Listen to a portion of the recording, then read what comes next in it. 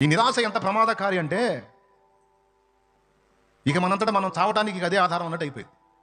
నిరాశ ఇంకా లేదురా బాబు, నీకు ఇంకా ఏ నిరీక్షణ లేదు, ఏ అవకాశం లేదు, నువ్వు బాగుపడే ఛాన్సే లేదు, సావో, కాసేపు కళ్ళు మూసుకు అయిపోయింది బా. నిన్నెవరు అర్థం చేసుకోరు, నీకెవరు సాయం చేయరు, నిన్నెవరు నిజంగా ప్రేమించరు, నీ వేదన అర్థం చేసుకునే మనుషులే లేరు.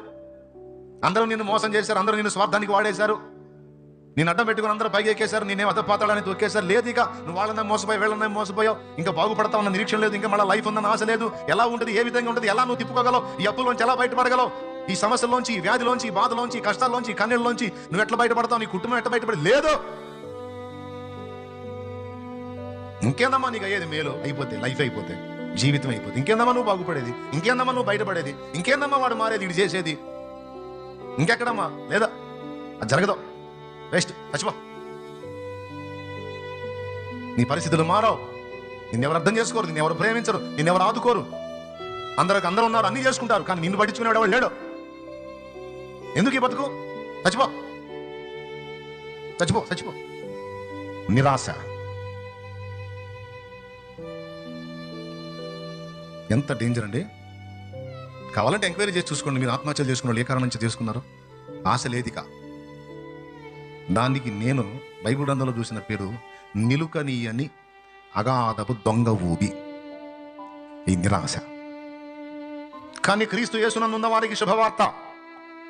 మనుషులు నిన్ను అర్థం చేసుకోకపోయినా, లోకం నిన్ను పట్టించుకోకపోయినా, నిన్ను ప్రేమించేవాడు ఎవడ లేకపోయినా, పలకరించే దిక్కు లేకపోయినా, బయటపడే దారి లేకపోయినా, తరచుగా పడుతూ లెగుస్తూ పాపంలో నెట్టబడుతూ ఉన్నా, గుర్తుపెట్టుకో, నీకు నిరీక్షణ ఉంది, నీకు విడుదల ఉంది, నీకు అవకాశం ఉంది.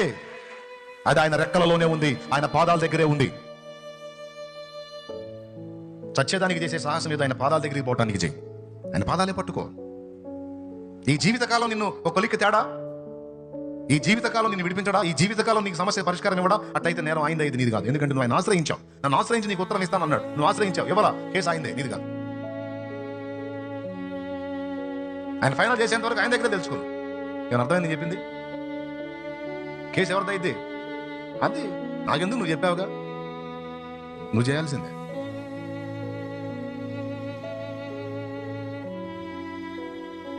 నువ్వు ఎన్ని సంవత్సరాలు చేస్తావు చేయి, నాకు తెలియదు. నేను నీ దగ్గర కూర్చున్నా, నీ కాళ్ళ దగ్గర కూర్చున్నా, నాకు వద్దు.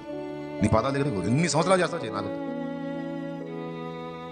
ఎప్పుడు చేయాలో, ఎలా చేయాలో, నేను ఎలా విడిపించాలో, ఏ స్థితికి నేను తీసుకొని రావాలో నిరీక్షణ ఉంది నాన్న. నీకు విశ్వాసం ఉంటే, నీ హృదయంలో ఆయన ఎడల విశ్వాసం ఉంటే, బిడ్డ నీకు నిరీక్షణ ఉందమ్మా, నీకు నిరీక్షణ ఉందమ్మా.